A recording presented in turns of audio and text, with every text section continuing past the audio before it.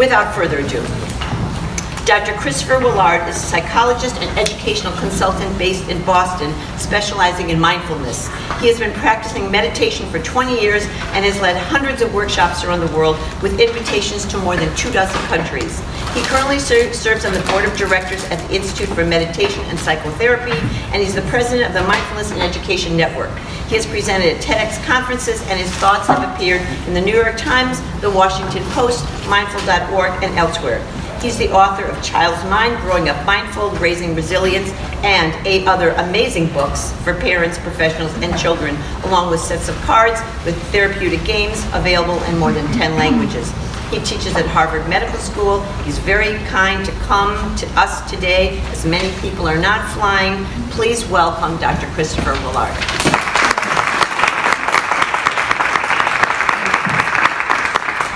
Thank you so much. Thank you, Gilda, and the Parent Series. And also thank you, Tracy from the Coalition of Schools Educating Mindfully, who are a wonderful, actually not just a local resource, but really a national resource for folks interested in bringing mindfulness and other social emotional learning curricula into schools, just in really effective, practical kinds of ways.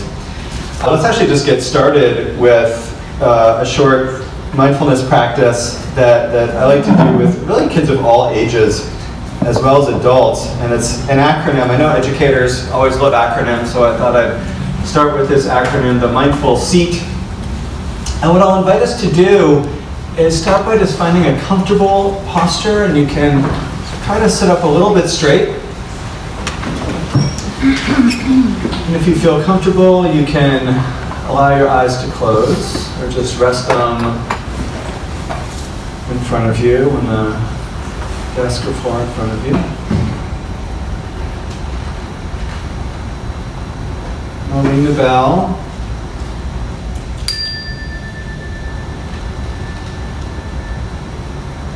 We can begin by just checking in with S for our 5 senses and noticing sensations. So at first, maybe in terms of our senses, just noticing any sounds that you can hear.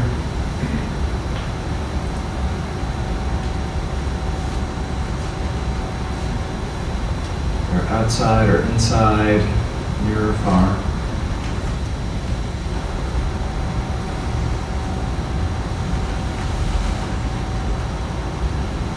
As you breathe, you might notice any smells in the air.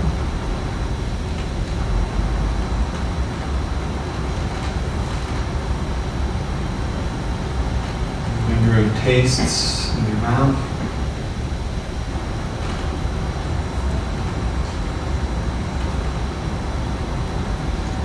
Whether your eyes are open or closed, you might notice what you can see, shapes, colors.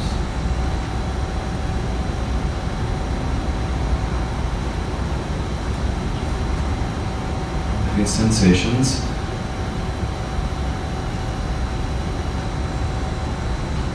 Sensations of sitting, sensations and textures of the clothing against your skin, or temperature of the air against your skin.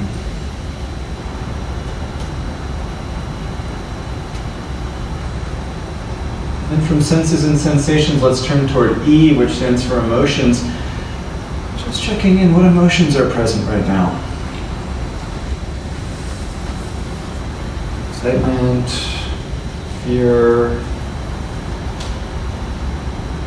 frustration, boredom, relaxation, just noticing what emotions are here.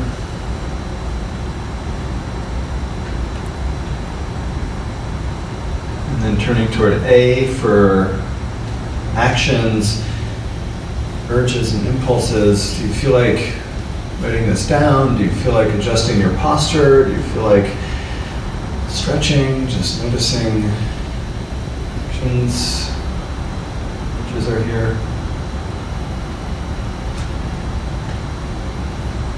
And lastly, just noticing what thoughts are present. T. Thinking about what's going on back home or at school. your grocery list or thinking about how you might use this, just noticing whatever thoughts are here. Just ring the bell once more.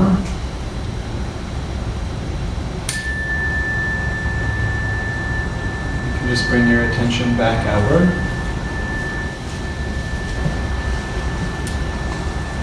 And as you do, you might just notice for yourself, is there a bit of a shift in yourself, and your body, and your mind, and your focus, as well as one thing I just noticed from up here, outside of myself, is just a bit of a shift in the kind of attention in the room, just a bit more settled, a bit more focused. So depending on who I'm talking to, right, I'll say to parents, wouldn't it be nice if you could feel a bit more like this, right? Or for educators, wouldn't it be nice if the students in your classroom were a bit more like this when you began your lesson during the day? Or for therapists, which is my other job, my day job, right, to just start a session a bit more settled and clear, open, right, in our minds and our bodies to whatever's coming up next, right? And, I can guarantee you your mileage may vary, right? It depends a lot on your kids, but just have a bit more of this. I'll say to kids, wouldn't you like a bit more of this in your life? And so that is just a little introduction to what mindfulness is, what it can feel like, and I'll talk about what mindfulness is as we go, but I really want to leave you with an experience of mindfulness for yourself, because that's going to be the best, really the best way to get you interested in mindfulness. That'll be the best way to get other parents, other teachers, other educators, other therapists, and get the kids interested, is not just by talking about this, but by experiencing it. So I'll just encourage you to bring this forward. So I did want to get a sense of who's here. I know we're all in different roles with kids. Who here, just first of all, is a parent? A lot of us have multiple roles with kids. Okay, I'm a parent also. I've got a 2-year-old and a 5-year-old back at home. And who here is a teacher? Okay, just a couple of us.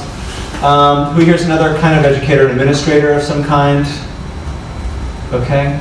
Who's maybe a therapist, social workers, counselors, psychologists, people from the medical field, pediatricians, nurses? Who's feeling left out? Okay. Always important to ask. And who here has or works with like real little kids, like under 5, maybe preschool age? Okay, a couple of us. Elementary school age kids? All right. Middle school? All right, very brave. High school? Okay, and a lot of us, again, work with all different ages of kids, or have all different ages of kids that maybe we live with, too. So the challenge, of course, for me is how do I make this relevant to everybody?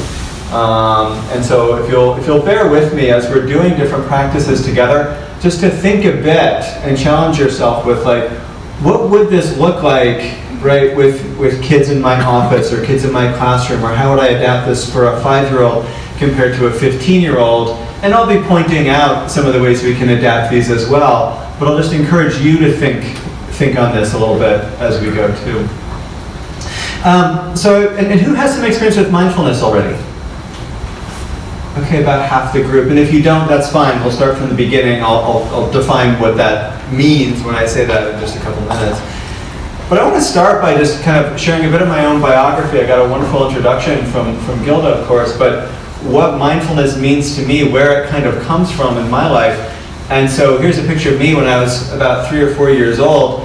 And I love this picture, not only because it makes me look clearly like an adorable kid, but I love this picture also because it shows, I think, that kids are kind of naturally just aware, mindful, curious, in the moment, right? Mindfulness is not necessarily something that we have to teach kids. It's something that we're trying to continue to cultivate in our kids, to keep alive in our kids, more than it is trying to be something that we're making them do. And so, to me, I also think back to different experiences I had when I was a kid, of experiences that were something like mindfulness, right? Whether it was exactly mindfulness or not. And that was things like, I remember going to this camp, and they'd say, let's just walk in the woods as silently as we can. And if you've ever tried to walk and not make a sound and not leave a trace behind you, it takes so much focus, it takes so much concentration to not make any sound at all, whether it's in the forest or whether it's on a creaky floor. It's really hard to think about much else. And so we make it a bit playful in a game, and something, is a little bit kind of mindful about that. We'd sit down in the woods and they'd say, we're gonna just notice all the sounds that we can hear in the silence. And I was like, 7 or 8 years old, and thinking like, we're not gonna hear anything. And sure enough, like, can you hear the trees whispering to each other? Can you hear any other sounds near or far? And after a couple minutes, just starting to notice, hey, like all these sounds starting to emerge, all these things I'm starting to notice. That's a really sweet memory I have that, again, was sort of like a mindful listening practice. And we'll do some things kind of built out of that later on in the morning. Or just like watching clouds in the sky with my dad as they kind of like disappear and change shape. And these are all things I do even with my own 5-year-old now. Like, let's just watch the clouds in the sky until they disappear. Let's see what different shapes they make. And rather than saying, walk silently, or, do some mindful walking, let's say, walk like you're a spy, walk like you're a ninja, right? These kinds of things make it more playful and fun for kids than just saying, go do this or go do that. So I had these sweet childhood experiences of something like mindfulness, and it's really resonated for me for a long time. I went to a fairly challenging high school and off to a fairly challenging college. And so my parents had that adorable picture of me as a 3-year-old on their bulletin board for most of my childhood. And then they also, when I was a teenager, they had this New Yorker cartoon hanging up on the bulletin board. And if you can't read it, it says, "What's a nice guy like you doing in a persona like that?" And I was this kind of like angry, rebellious kid with, I literally had safety pins in my ears and all of that. I was kind of angry. 3 years at an elite college, and I was really struggling a lot with mental health. I was anxious, I was depressed, I was struggling really a lot with substances, and I ended up taking a couple of years off. In some places we call this taking some time off to find yourself. And in other places we call this getting your shit together, right? It kind of depends on what angle you're coming from. And then during that first year, I was a total mess. I'm really struggling with addiction. I've actually now been sober for about 20 years. And the second year, I ended up kind of stumbling into mindfulness. I went on to a mindfulness retreat. I took a mindfulness-based stress reduction course, and suddenly my life really transformed. Suddenly things felt a lot more clear. I felt happier. I felt more creative. I felt more focused. And what I knew was that I really wanted to keep this part of my life. And I started to also want to start to share this with other people, especially young people who were, themselves maybe struggling with some mental health issues, because, one of the reasons that this wonderful parent and training series exists is because, it's not just places like this entire country is struggling with the mental health crisis among our young people. It's about 1 in 3 of our high school kids are going to be experiencing some kind of mental health issue by the time they graduate.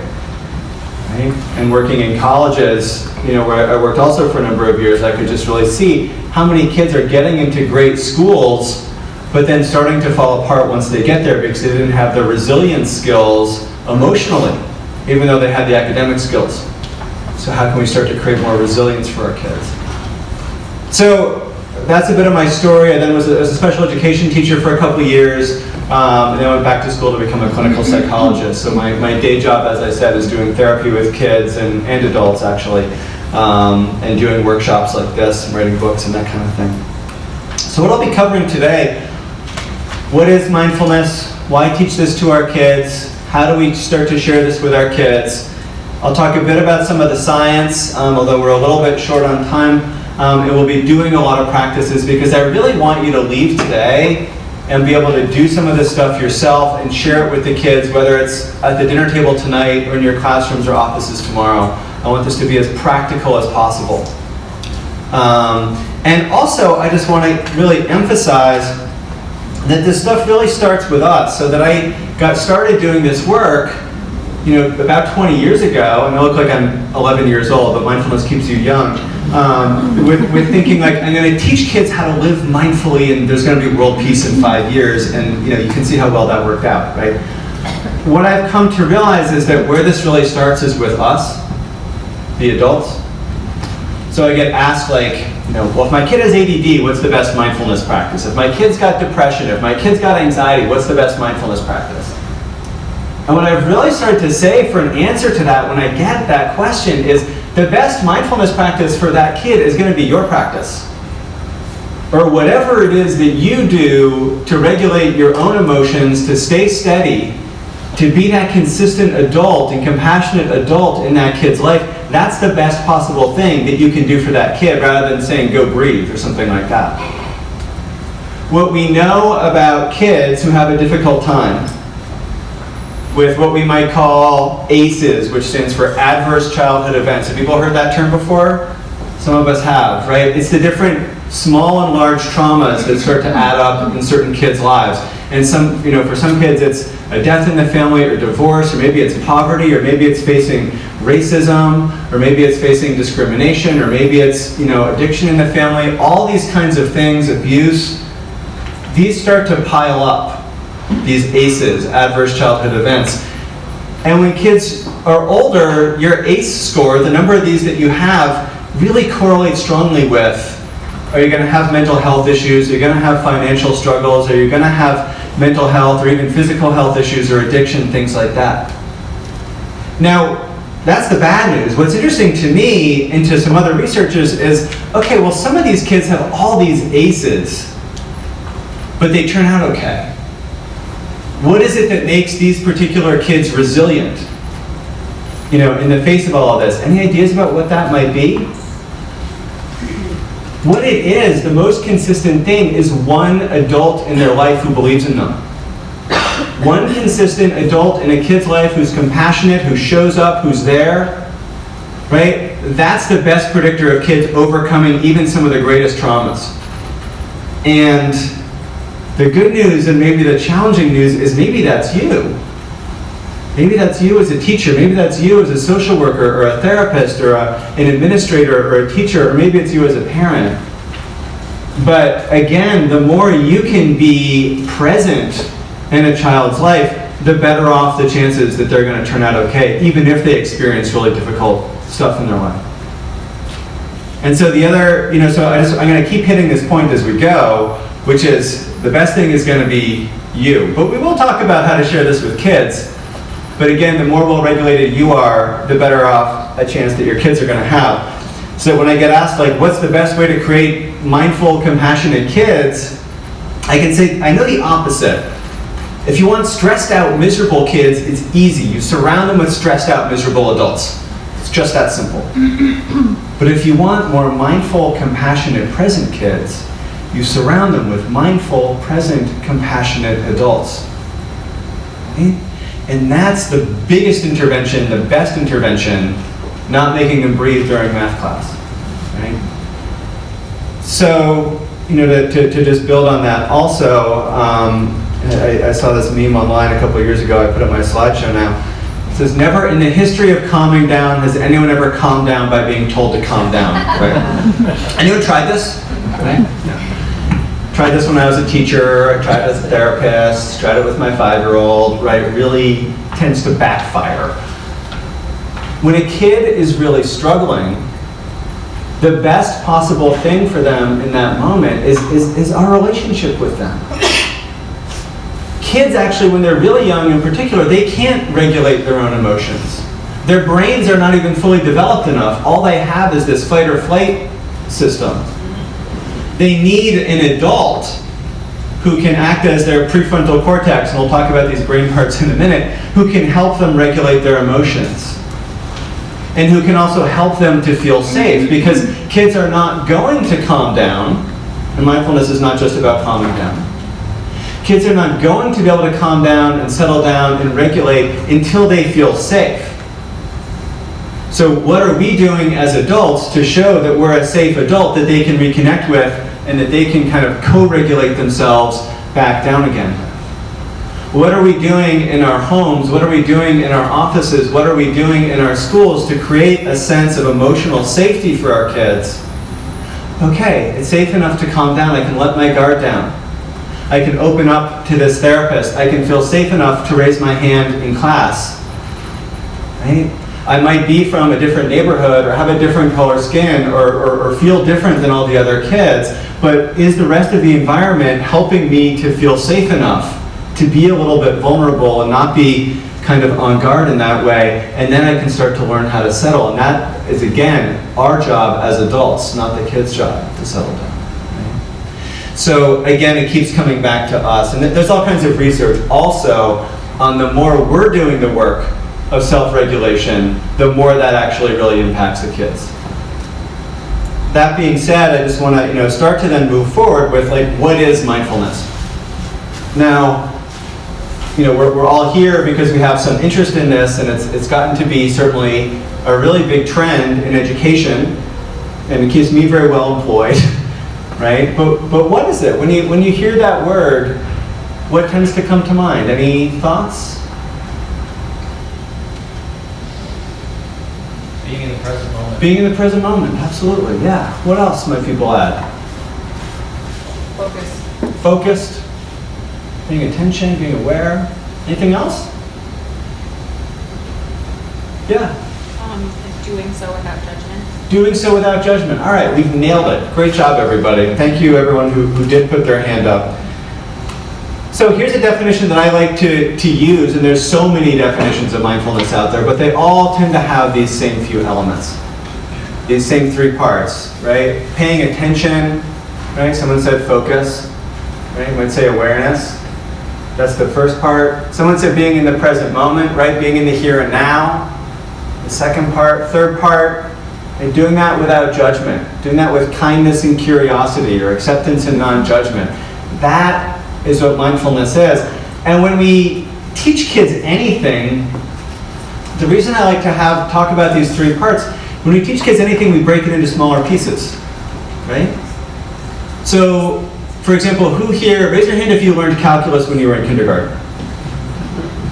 Oh, no one, okay. Right? Who learned calculus ever? Yeah, barely made it through high school calculus. I say that for a few reasons. One is we don't learn calculus in kindergarten. We learn 1 + 1.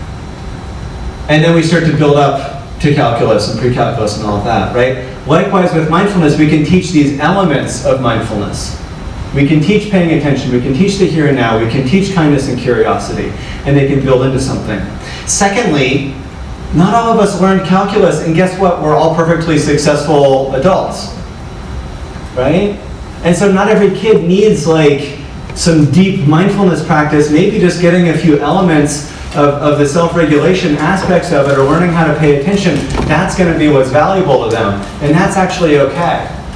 That doesn't mean we're watering anything down. We're really still giving kids important skills that they can use in their lives. So let's break it apart a little bit more. Paying attention. Raise your hand if you've ever been told to pay attention.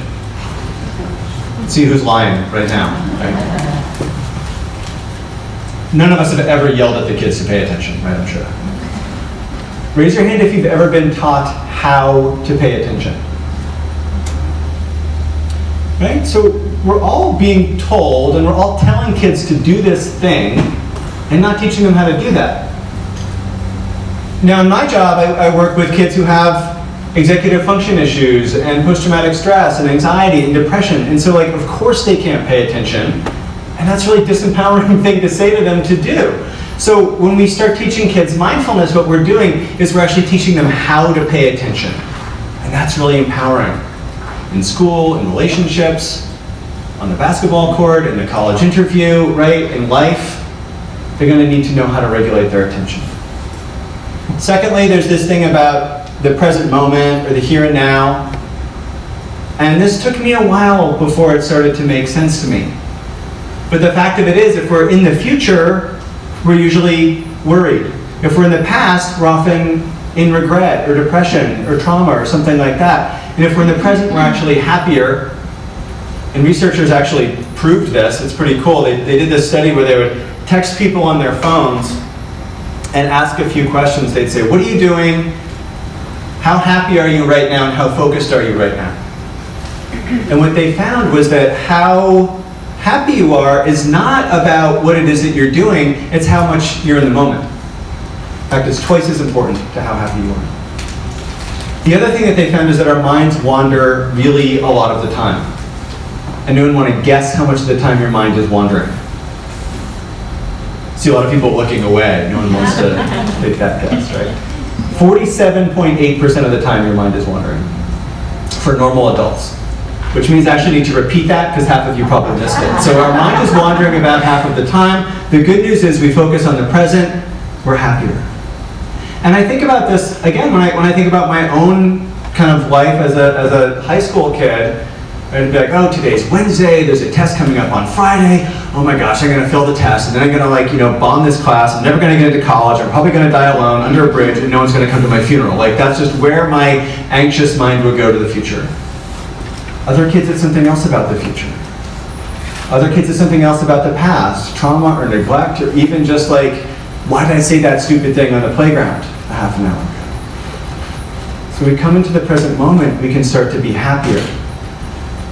So that's what's key about the here and now. Lastly, this thing about non-judgment. This means a few different things. It means accepting our situation as it is, at least in this very moment. It means not judging ourselves quite so harshly. And all of us as adults and all of our kids have got that little critical voice that says, you're not good enough. You're the worst parent in the world. All those other teachers are better than you. And our kids, like, oh, that kid's got more likes than you. They're better at soccer than you. Or I'm the kid that'll never learn. Right? All of us have this critical voice in our head, and sometimes it's from caregivers, sometimes it's from not so nice teachers, sometimes it's again from the larger culture that says there's something wrong with you because of the language that your parents speak at home, or some other issue, right, or something else that you can't do anything about, or because you feel different, and you've got that critical voice going.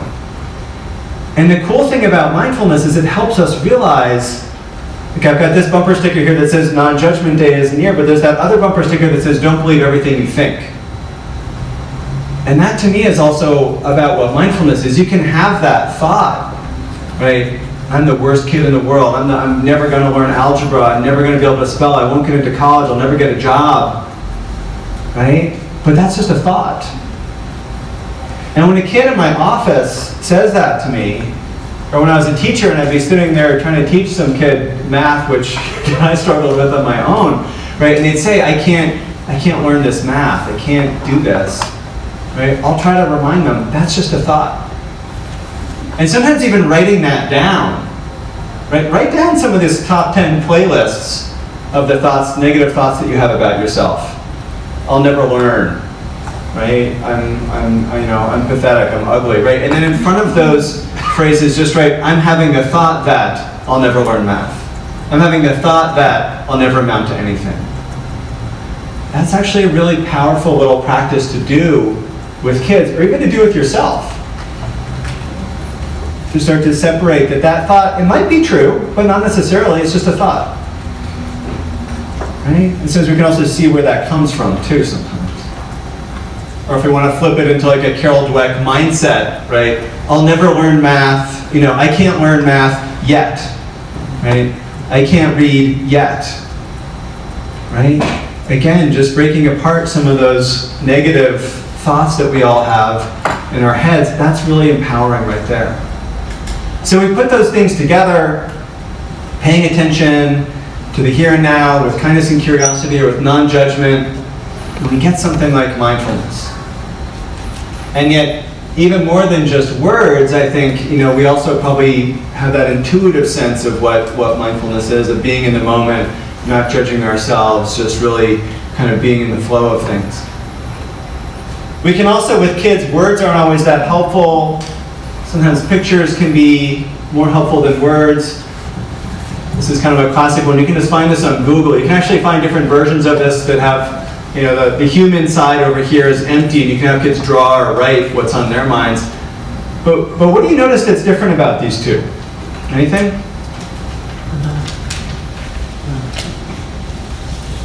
Yeah, so the human being, they've got the bills piling up, they're dealing with traffic, they're missing out. They're not even seeing the sunshine in the trees. The dog, on the other hand, just the sunshine, just the trees, right? None of those worries that the human has.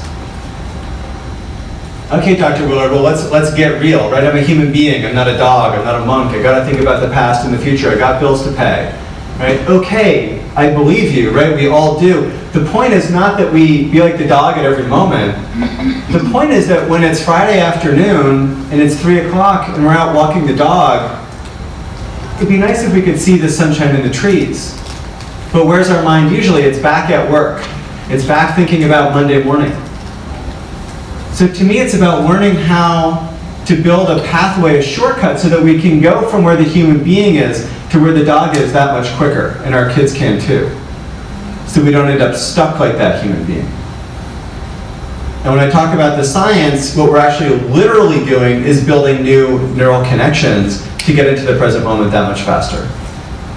So we can go from the left over to the right, and our kids can do that and go back and forth, right? When it is Friday afternoon compared to when it's Monday morning. I also like this drawing because I work with teenagers, all age kids. I had this teenager take a look at this and they're like, oh, Dr. Willard, I get it. It's not like mindfulness is all sunshine and rainbows. Like, because the human beings thinking about all that stuff, they're about to step in the dog shit. And I actually thought that was like, a little bit crass, but it was clearly actually really insightful. Because what mindfulness helps us do is see things clearly. It helps us see the beauty in the world when that's what's helpful, and it helps us see where the real dangers are. And what we know about kids who are struggling with mental health issues is that they often confuse safety and danger, and they confuse danger for safety, right? Especially some kids that have maybe been through some traumatic experiences. And what mindfulness can help all of us do is see where the beauty is and the opportunity is, and also see where the real dangers are. And that's going to be an incredible gift for us as well as for our kids. But part of what happens is the more stressed out we are, the more we're actually not able to focus on the reality of a situation. We tend to see things a lot more negatively. What else we know is that our kids are under an incredible amount of stress. In fact, a couple of years ago, the American Psychological Association did some research and found the most stressed out group in the country is actually teenagers. Right? And that's trickling down and down. Right? A kid I work with is from Chicago, actually sent me this meme, right? All these things that are on our minds, you can only deal with a couple of them. And this is really, useful for some kids, but this doesn't take into account also, right, mental health issues I might be facing, or my parents are getting divorced, or I'm dealing with racism, or I'm dealing with discrimination, or I'm thinking about climate change, or I'm wondering if my school is next to be a school shooting. All of this stuff is weighing on our kids as well as on us, right? Problems that we didn't know, would exist when we were growing up. It's really weighing on them. And that really starts to impact their mental health, especially when we start taking away, right, a lot of the free time that they have. When, things that used to be fun become a competition. Let's do sports four seasons a year and it's basically like a full-time job. Right? Let's turn the arts into another form of competition on the rat race to college rather than just, something to enjoy to help us to actually relax.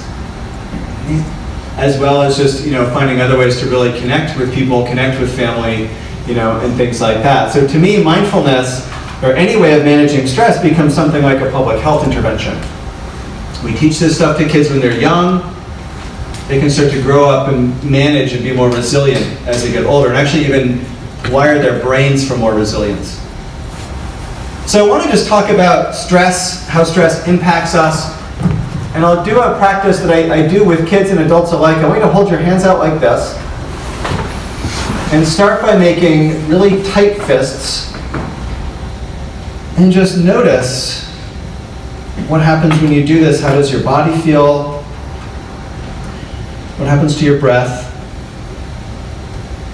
Are there times that you feel like this? How well could you learn calculus if you're feeling like this?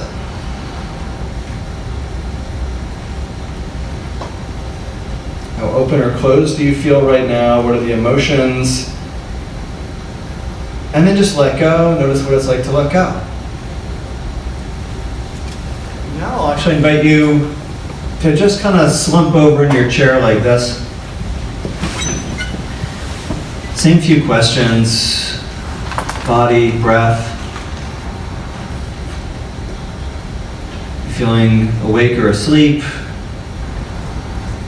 How well would a lacrosse game go right now? How well could you think right now? Are there times you feel like this? Friday afternoons. And then just sitting up straight, just palms upright, hands open. Same few questions, your body, breath. Feeling awake or asleep, open or closed. You can just put one hand on the other and just rest these both over your heart for a moment. Same few questions.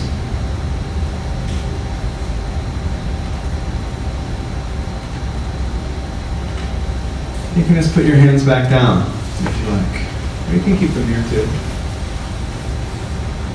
So I'll just ask you to think a little bit about what you noticed, right? What happened to your breath when I had you do this? Anybody? Stopped breathing? Breath got shallow? Did you feel open or closed when you were like this? Closed off, right? So I want to just kind of talk about what I'm doing. I'm having us kind of simulate the fight or flight response, the stress response. Thousands of years ago, we're getting chased by tigers, right? Our bodies evolve so that we do what, right? What do you want to do if there's a tiger chasing you? Run. Run, exactly. This is not a trick question yet, right? We want to run away. So as a tiger chasing us, maybe we want to go into the flight response. We want to flee, we want to run away. If we're feeling really brave, right, maybe we want to try to fight it off if it's a small tiger. So we have fight, we have flight. What else do we have? We can have another one. We can have freeze, more like this, right? Play dead, wait for the attack to be over, right? Become camouflaged. Or maybe we just kind of say forget it, right, and just kind of start to give up, right? Playing dead in some way. So we have these different ways we respond to stress that can help us survive a tiger attack. Now, there's not a lot of tigers around here as far as I know, right?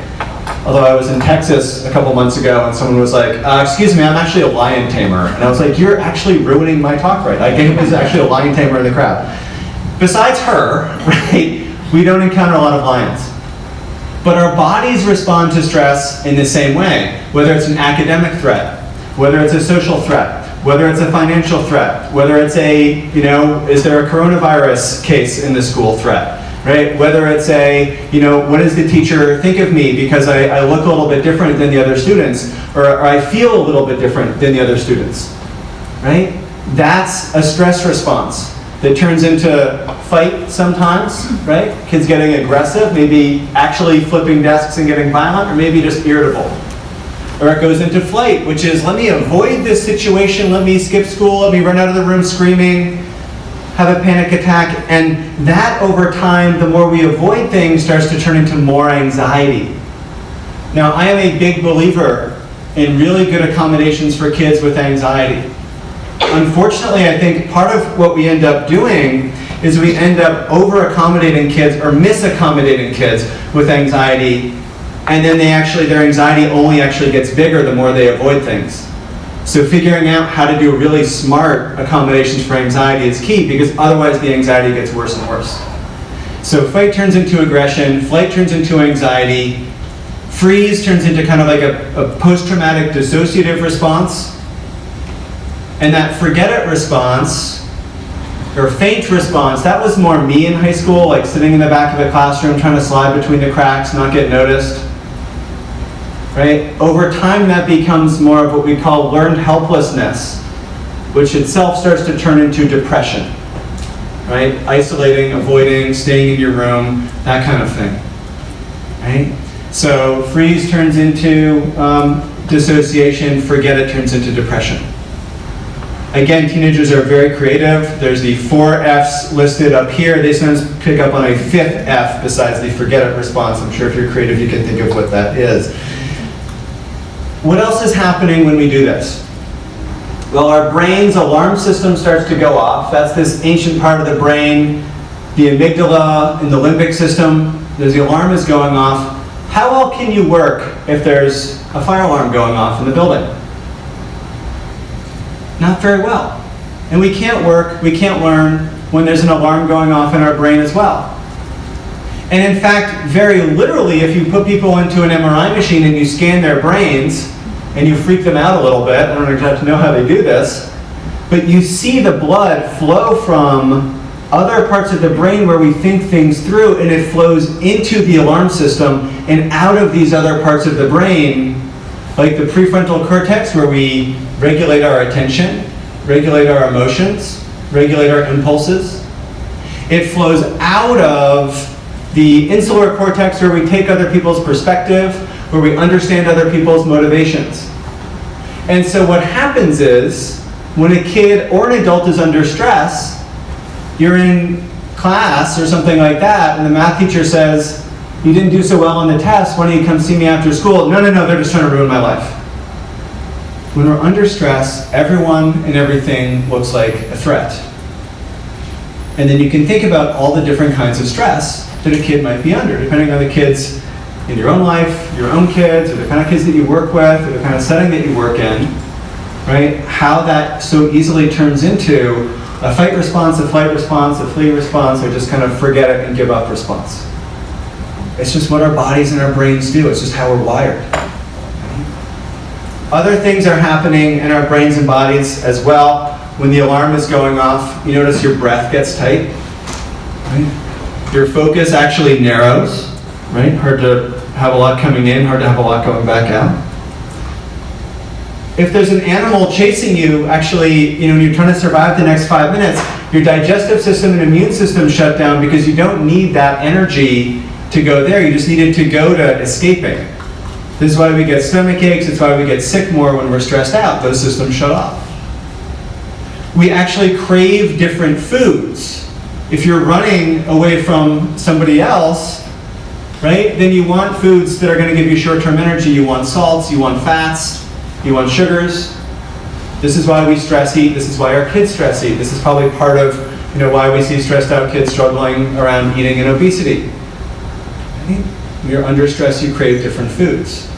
You're not craving kale. You're probably never craving kale, but again, right, you want different foods for survival in the short term. Different hormones are flowing through you. Cortisol, adrenaline, these are stress hormones. They work on the same reactors in your brain as another neurohormone called oxytocin. Does anyone know what oxytocin does? Oxytocin is the love hormone.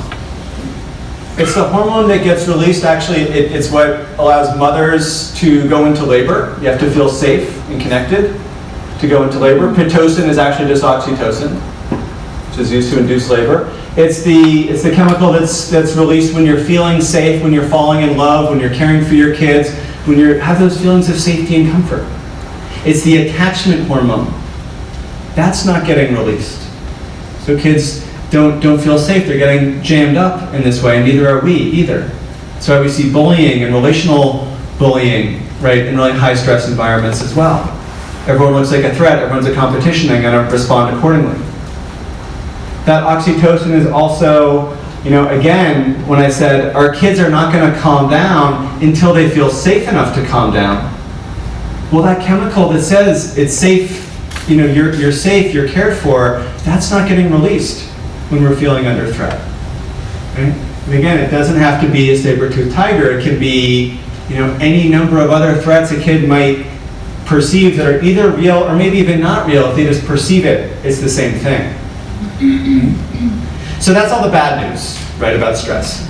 There's good news, though. We did fight or flight. We did freeze and forget it. There's also what we might call the attend and befriend responses. These are also ways we can respond to stress. Attend, we can show up for it. Befriend, we can start to learn from it, reach out to other people, build a network, of support for ourselves. Attend we might call mindfulness, befriend we might also call compassion or self-compassion. And the opposite happens. The amygdala, the alarm system in the brain, that shuts off. The blood now flows to the insular cortex where we take other people's perspective. The math teacher just wants to help me. They don't want to ruin my life. Right? These other kids aren't out to get me. Right? Blood starts to flow into the prefrontal cortex where our executive functions live. I can pay attention now. I can regulate my attention. I can manage my impulses differently.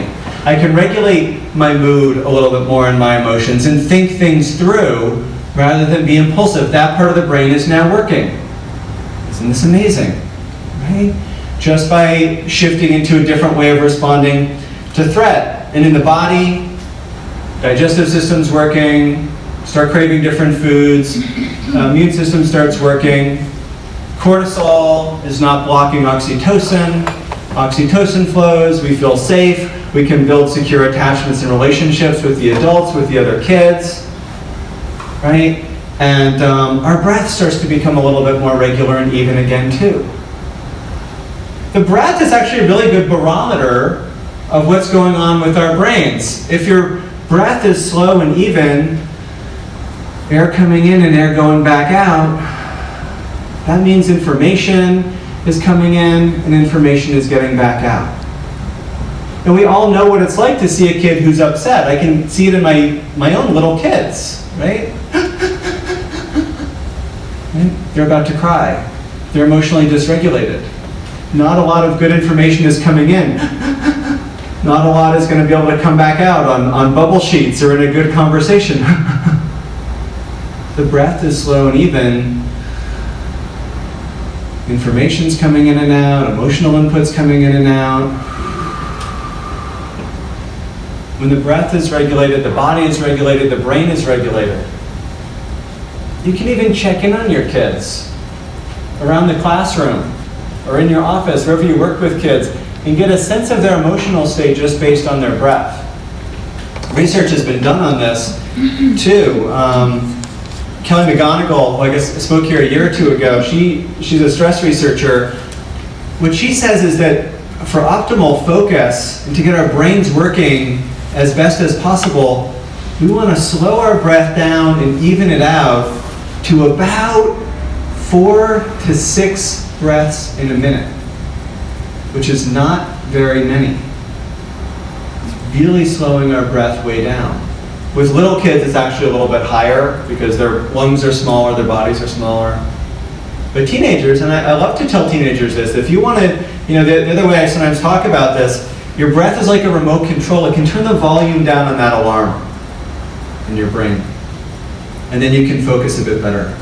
You can use your breath like a remote control to shut the alarm down, turn on the part of the brain that's associated with socializing and understanding other people. Turn on that part of your brain that helps you learn, helps you pay attention, helps you regulate your emotions and your impulses.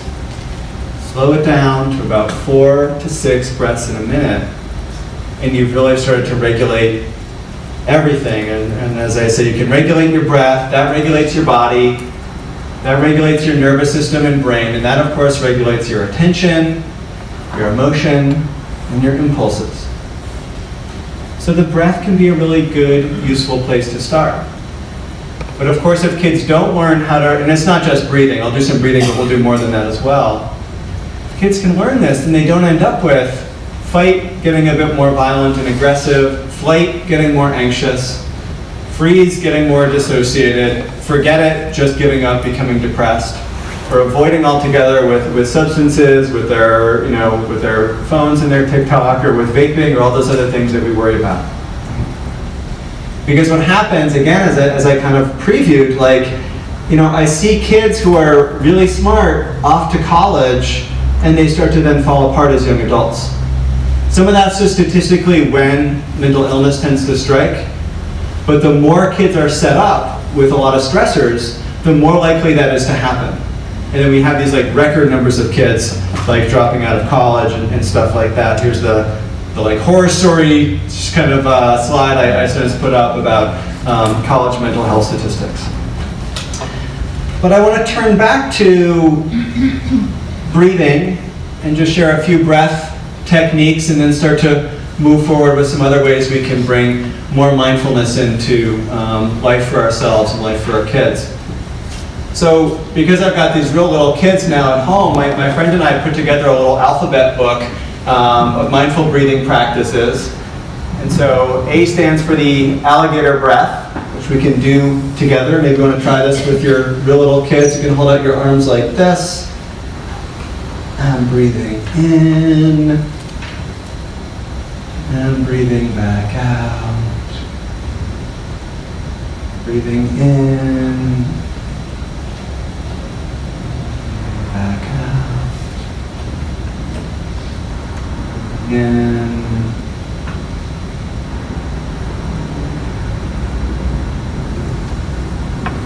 And again, it's getting a little bit playful. It's not just saying, oh, go do some breathing.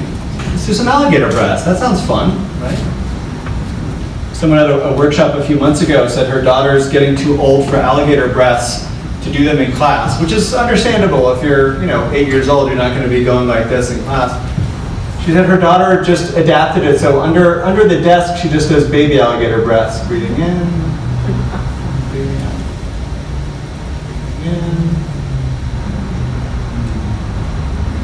Right, so these fun ways we can do this stuff. Butterfly breath, same idea, breathing in, breathing out, breathing in, breathing out. This really starts to open up our chest to get our better breath in. It stretches out what's called the vagus nerve, which is implicated in the fight or flight response and implicated in traumatic responses and self-regulation. And stretching like this really helps calm things down. I heard someone else talking about another way we do this without always realizing it. It's actually just with teenagers who aren't going to be doing any butterfly breaths, just put your hands behind your head. Like this. Some of us do this automatically, or see our kids do this automatically. But you can also do this on purpose or teach this on purpose. You can't not breathe deeply. You can't not slow your breath down if you're stretched out with your hands behind your head like this. So it can be a little bit of like a stealth relaxation, a stealth mindfulness practice that no one necessarily even has to know that you're doing. Right? But again, it just helps settle the whole nervous system back down a little bit. My favorite, the breathing practices is the hot chocolate breath. And it's also pretty simple. You can just start by holding your hands up like this. If you've got a cup of soup or hot chocolate or something like that. And if the hot chocolate's too hot to drink, what do you have to do?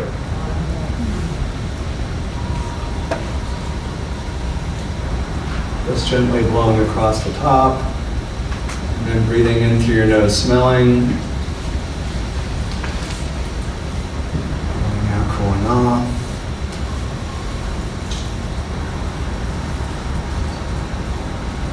Inhale, smelling, exhale, cooling off.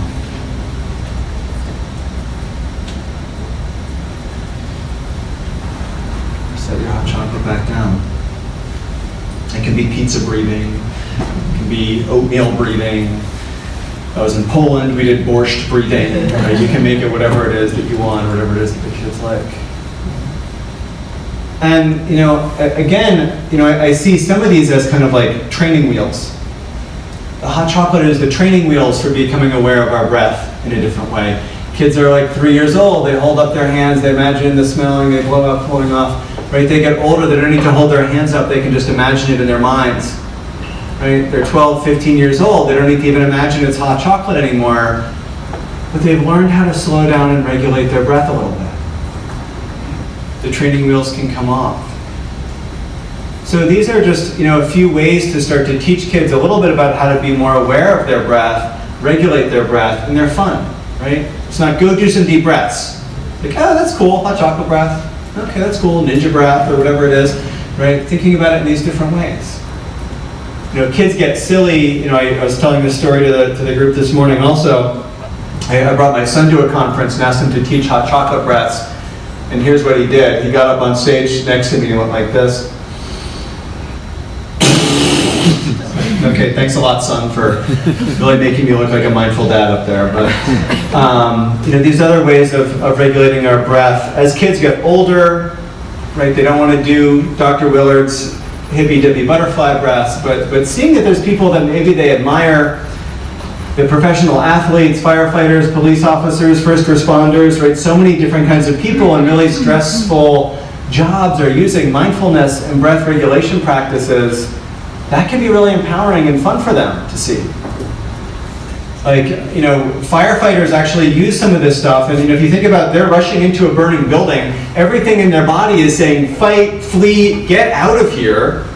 They have to override that fight or flight response and be able to see clearly, that wall is about to collapse, the person I'm rescuing is over there, I need to get them to safety and out the stairs so that they're safe, and think all that through clearly in a millisecond.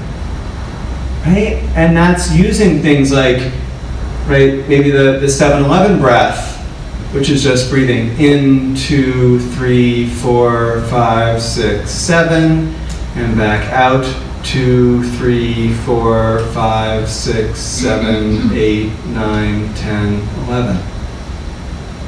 And a few of those, we're into that 4 to 6 breaths in a minute range.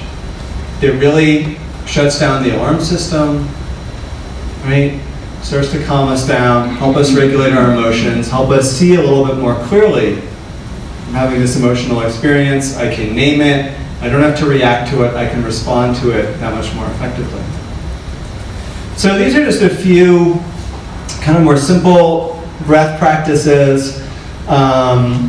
Breathing is just one kind of avenue into learning mindfulness. Kids also sometimes tell me, a kid told me once, breathing is played out, so I was like, okay, gotta think of things besides breathing. Right? And this is where things like our 5 senses can be really helpful. Right? Our brains are rushing off to the future, getting stuck in the past. Our 5 senses are really always in the present moment. Right? I ring the bell, we can hear the sound of the bell. We're present for that moment, and then our mind goes back to the future, back to the past. Other things that we can do with our senses is just mindfully being aware of our hands. So let's invite you to hold your hands out like this. Eyes can be open or closed, and just noticing what sensations you're aware of in your hands. I don't even know that your hands are there. And on the count of 3, I'm going to ask you to clap your hands 3 times and just continue to notice sensations in your hands. So 1, 2, 3. Just keep your hands up and just continuing to notice sensations. And you feel where your hands met. Can you notice the outline of where your left hand made contact with your right hand? The stinging where your right hand met your left hand. The stinging or tingling, can you feel the contrast from where your hands met and where they didn't?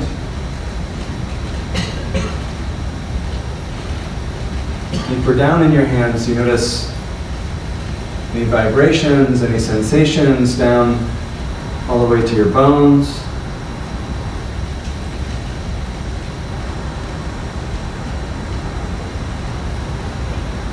Back outward to the surface. You notice any tingling, noticing things like temperature, the air, moisture. Does your left hand feel different from your right hand?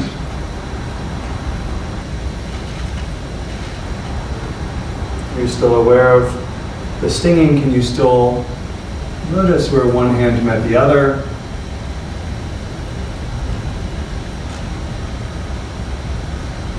I'll just ring the bell once more.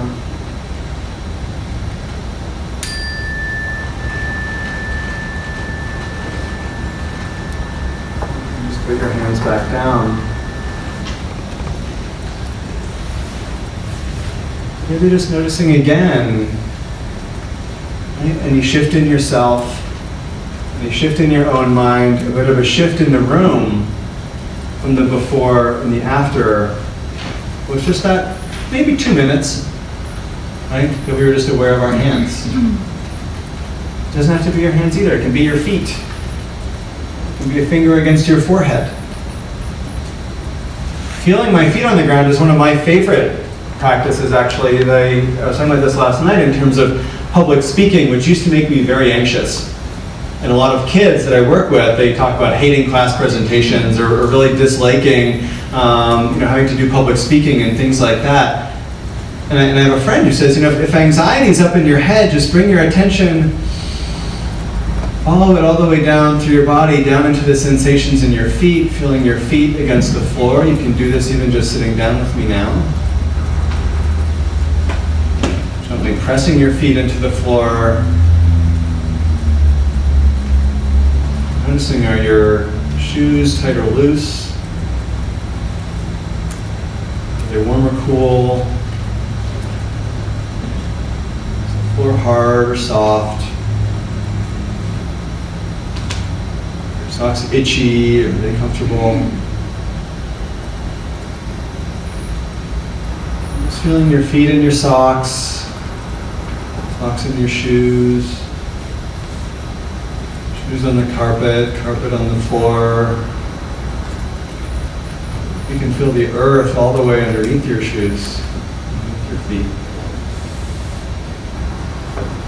Pressing once more. Bring your attention back outward. So these little sensory practices, doesn't have to take 10 minutes. That was maybe 40 seconds. Really grounding, right? At those difficult moments when you're sitting on the sidelines about to go into the game, or before your driver's test, or before the college interview, or right when you're sitting in the back row and the teacher's handing out the tests and you can hear them going around the room. Instead of getting more anxious, right? Feeling your feet on the ground, regulating your breath for just 1 or 2 minutes so the test gets to you. You're feeling a bit more settled and focused. And again, performance is, kids often have to do public speaking. I sometimes talk about public speaking. It's like evolutionarily, if I'm thousands of years ago, like a caveman in a cave, and my back is to the wall, and there's a group of 50 people looking at me, that's probably not going to end well for me. Like, of course I'm going to go into fight or flight, right? There's no escape. Right? So my brain and body are still doing that. How do I regulate myself so I can see clearly? Oh, it's a bunch of parents and educators. Okay, they're not so scary, right? I can just focus on my feet, take a few breaths, right? Resume my talk, whatever that might be. So just these ways of getting back in touch a bit with my body, with my feet. This is particularly, I think, for kids that maybe they don't like to breathe, or breath gets them a little bit more dysregulated.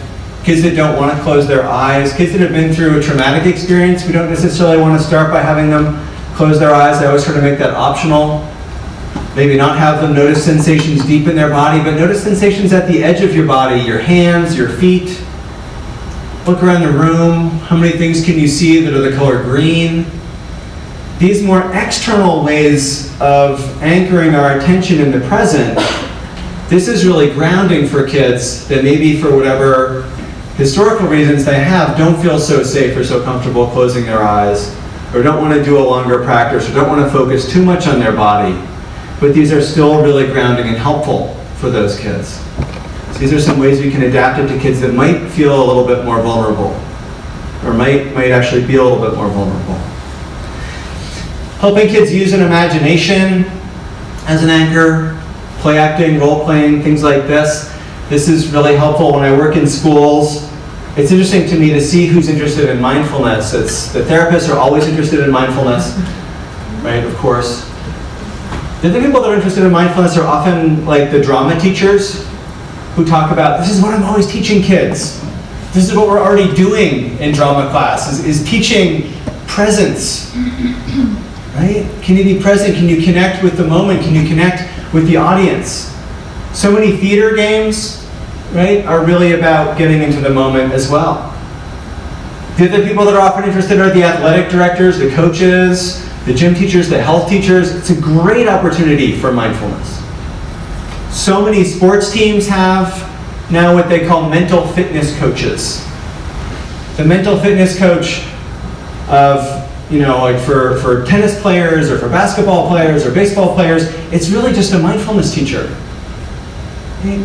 Can you be in the moment, right? You've got, you're out there on the free throw line. You have to not think about all the shots that you've missed. You have to not think about what's coming next. You have to just be in the moment with each shot that you're making.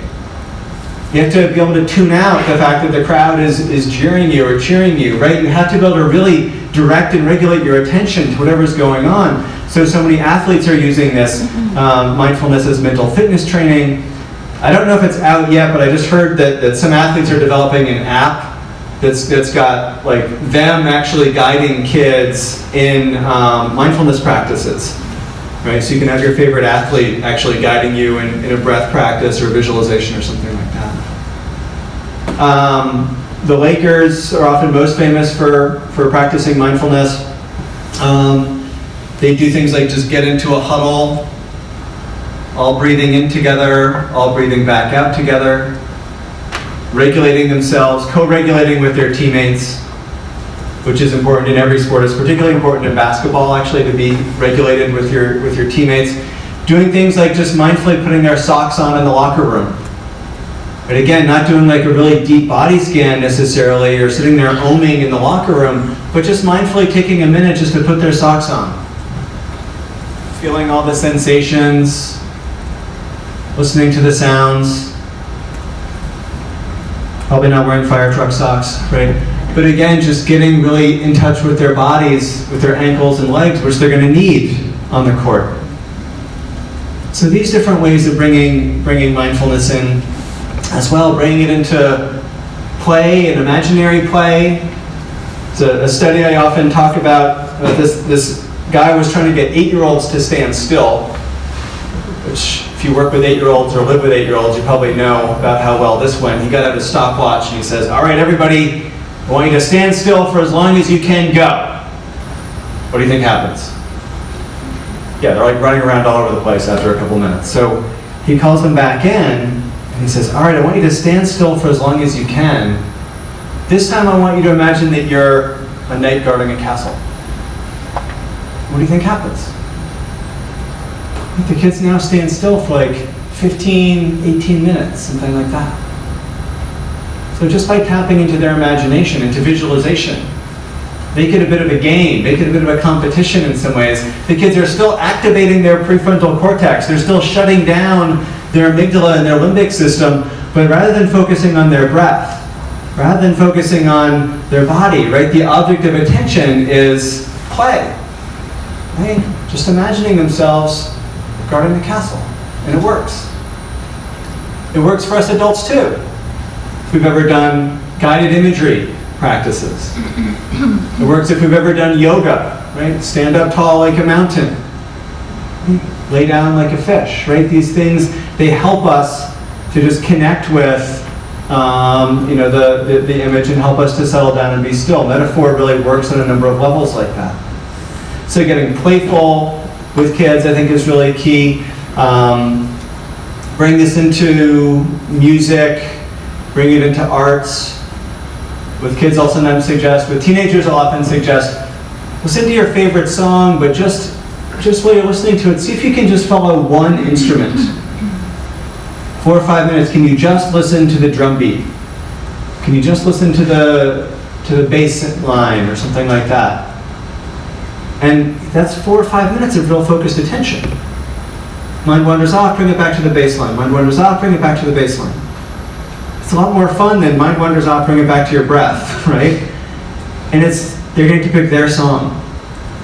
What else usually happens is kids come back and they'll say, oh, Dr. Willard, I listened to my phone says I've listened to this song 700 times, but I never noticed this one thing about the bass line. And again, that's what mindfulness does, is it helps us actually see, oh, I hadn't noticed this thing about this thing I've seen all the time, right? How else can I translate that to, what else have I not noticed about this emotional experience, or about this difficult person in my life? Where else can I see something I hadn't noticed before? Right? Starts with maybe just listening to your favorite song, and that's 4 or 5 minutes of great practice that again is just as good as focusing on your breath. It's just as good as focusing on your feet, but it's maybe a bit more interesting for teenagers.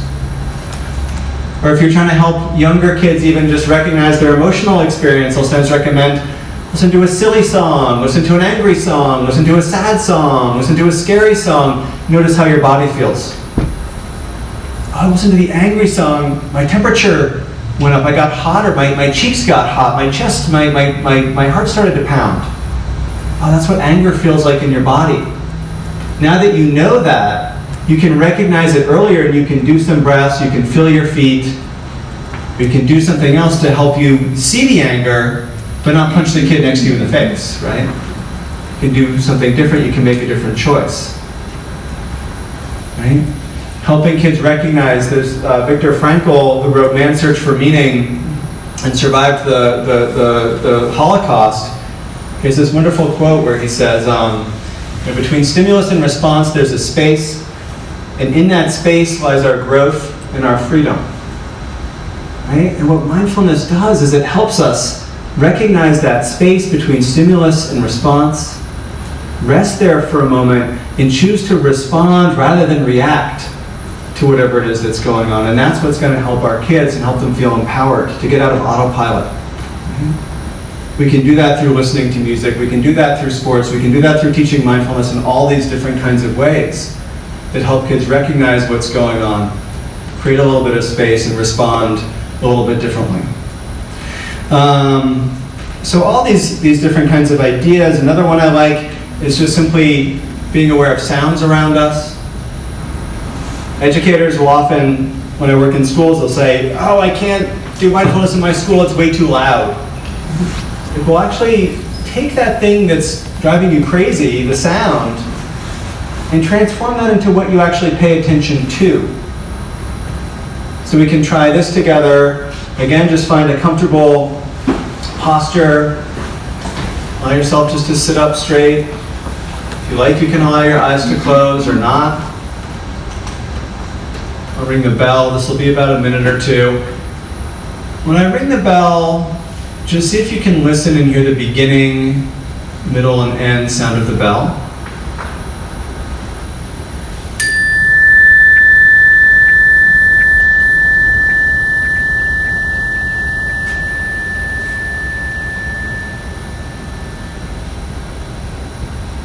And then just continuing to listen, maybe noticing sounds from the left,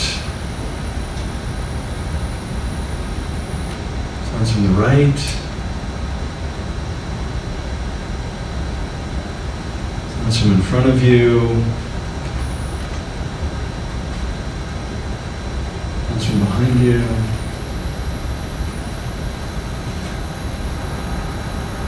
Sounds from above, sounds from below.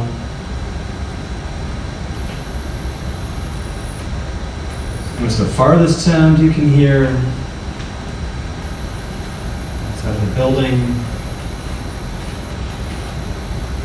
Closest sound of your own breath, or even sounds from inside your body, your heartbeat, stomach growling.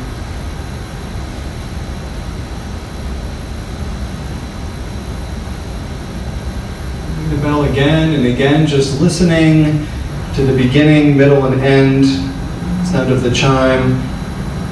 You can no longer hear it, you can just allow your eyes to open.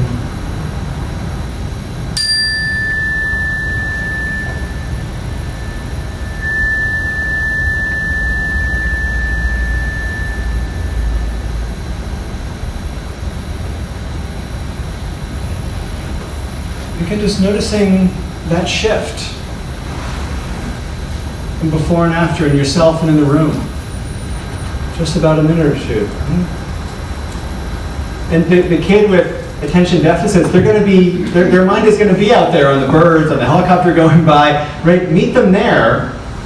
What's the farthest away sound you can hear? And then teach them how to pay attention, how to regulate their attention and bring it back into the classroom, bring it back into the office, bring it back to the conversation.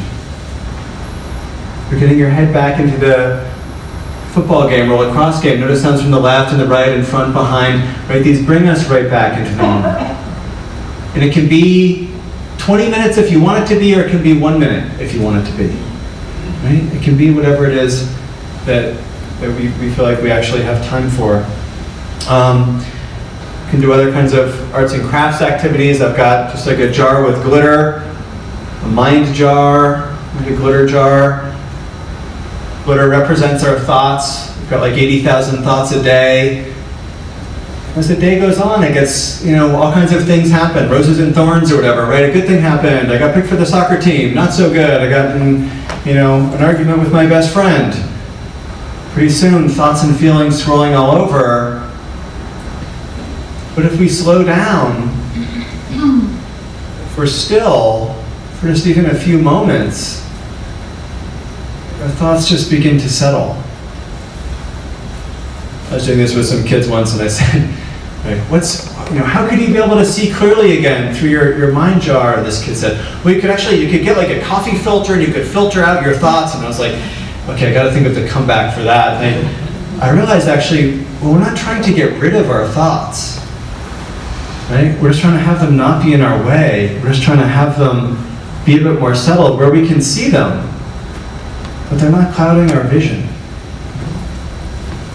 So things like this can also make for a great metaphor. They can also be a timer, right? Shake up the jar and set it down and just all focus on our feet, or listen to sounds, or do some 7-Eleven breaths until it starts to settle back down again. And then start our lesson, or start the therapy session, or whatever it is that we're doing with the kids. All kinds of other ways we can bring mindfulness into whatever it is that we're doing, or just other little exercises, right? Just, things like labyrinths. You can't always walk a labyrinth, but just tracing a labyrinth as you breathe. Try it with your right hand. Try it with your left hand. Try it with both hands at once. Really hard to be doing anything but being in the moment as we do something like this. Right? And what mindfulness also really does is it does actually really start to rewire our brains, so that we all understand that our muscles, if we work out our muscles, they get bigger. But the same is actually true in our brains as well. So if you put people in MRI machines, even middle school kids, after they practice mindfulness, what you see is that neurons that fire together wire together, and you end up with more connections in the brain, actually more gray matter in the brain, right? In the prefrontal cortex, where we think things through and have our executive functions and manage our impulses and manage our emotions. More connections in the insular cortex, where we do our social reasoning, take perspective. Right? It's part of the brain that's smaller in people with schizophrenia, smaller in people with autism. Starting to grow new connections when we practice mindfulness. And that part of the brain I mentioned before, the alarm system, the amygdala, that's a part of the brain that's bigger in people with anxiety. It's bigger in people with post-traumatic stress. Because anxiety or PTSD is like having an alarm that goes off at all the wrong times. It goes off when you walk into the cafeteria rather than when you step into traffic, right? And so you can't differentiate. What mindfulness does is it actually resets that alarm, makes the amygdala less active and actually even a bit smaller, so that it goes off when you step into traffic, not when it goes off when you step into the cafeteria. So again, we're actually really seeing incredible brain changes, even in pretty young kids, when you start to look at what happens after a few weeks of practicing mindfulness. So there's so much evidence on where mindfulness is helpful, with focus, with concentration, with attention deficits, with anxiety, with post-traumatic stress, with depression, right? All these different things that we worry about with our kids. So many different people practicing mindfulness that our kids might look up to. right? Celebrities, athletes, pop stars, musicians. Most recently, Breathe With Me Barbie, you can see in the upper right-hand corner, has come out as a latest advocate of mindfulness. But again, thinking about how do we get our kids excited about this stuff, right? Or how do we do things like get kids to teach other kids, right? Have the fifth graders, when they're reading buddies with the kindergartners, have them also be breathing buddies and teach some mindfulness practices. Have the captain of the soccer team also be teaching the freshmen on the soccer team. Have the school peer leaders, peer counselors who are seniors teaching the freshmen. So it's not just coming from us adults. Have the kids teach the parents. That's what I do as a therapist. Teach hot chocolate breath to the kid in the session, have the parent come in at the end. Hey, teach your mom the hot chocolate breath, so let's figure out when you can do those during your busy day. Is it before dinner? Is it before homework? Is it before bed? Right? So it's kind of creative, and we're all bringing this stuff together. Everyone's teaching and learning from everybody else. It's not this whole weird thing that we're trying to do. So again, it keeps coming back to us as the adults. When parents practice mindfulness, communication is better, more family happiness, fewer accidents in the home. When teachers practice mindfulness, even if the kids don't, kids are learning more, kids are behaving better. Therapists who practice mindfulness, their clients get better faster. Doctors who practice mindfulness, what we see is greater patient trust, things like that. It really is about the quality of our presence. So all of these things, are just so helpful, again, not just for the kids, but for us adults. And I'll just close in the next few moments with why mindfulness. Well, to me, it's really empowering for our kids. We tell them to pay attention, to regulate their emotions, right? Well, here's how. It's simple and portable. They can take this with them wherever they go, to work, to college, to their relationships, to driving, to getting older, right? These practices grow along with the kids. It's about checking into our experience rather than checking out. There's all kinds of evidence in terms of the brain, in terms of thousands of studies now. And I know I'm kind of moving a little bit quickly at this point. I'm also happy to share the slideshow. I'll put my email up at the end. It's effective. It really does build lifelong resilience. And I sometimes think about mindfulness, being a bit more mindful, is just slowing down and doing one thing at a time. Just single tasking rather than multitasking. I have a friend in Finland, and he has a day of mindfulness in his town, and he doesn't actually call it a day of mindfulness, he just calls it do one thing at a time day, which I think is actually kind of a great idea that we should all try to implement into our own lives. Just that do one thing at a time a little bit more often, and see if we don't feel a little bit more clear-headed. Or to take time every so often, and I like to just ask myself, what am I doing right now? And how do I know? How do I know I'm eating right now? Check in with my five senses. I can taste the food, I can smell it, I can see it, I can feel it. How do I know I'm breathing? How do I know I'm walking? How do I know I'm speaking? It brings me right into the moment. So again, I know we don't all have tons and tons of time. We're busy parents, we're busy educators. We don't necessarily have time to go on a retreat or even find 10 minutes to sit down on a cushion and focus on our breath. But we can just bring that kind of single-minded attention to maybe just one or two things we do during the day and see if that doesn't shift how the rest of the day goes. I like to close with this slide here. It says, there's this guy at the coffee shop sitting at a table, not on a phone, not on a laptop, just drinking his coffee like a psychopath. And it's so rare that we're just doing one thing at a time. It's so rare that we just slow down and just bring our attention to one thing. And so whether you do hot chocolate breaths with the kids tonight, tomorrow, that'd be great. But the best thing that you can do really is to just take some time for yourself, close the laptop, put away the phone, close the grading book, take a couple minutes just to enjoy your coffee or your tea, right, with all of your senses, and see if the day doesn't go a bit differently. See if the way the kids respond to you doesn't start to shift a little bit because you're that safe adult who's creating a safe space for the kids to feel safe enough to self-regulate and do what it is that they need to do in learning, in education, in health, and mental health as they start to grow up a little bit more resilient. And that's what mindfulness really is. It's teaching our kids how to really show up for life. We can't protect them from everything. We can't helicopter away or snowplow a parent away, right? Every danger, they're gonna have breakups, they're gonna have skin knees, they're gonna have challenges in life that we can't protect them from everything, right? When they face a challenge, what we want them to do is not flee from it, not just say forget it and give up, right? We want them to show up, to attend to what's happening, to befriend their experience, which really to me means learning from difficult experiences, right? And in that way they really do learn how to grow up being a lot more resilient, mindful, and all of that. So with that, I just want to thank you again. I want to thank Gilda, I want to thank Tracy, and I want to thank you for coming out and facing the threat of the coronavirus to be here with me today. I'll hang out for a few minutes for questions and books and that kind of thing. Please, if you want local resources, get to know Tracy.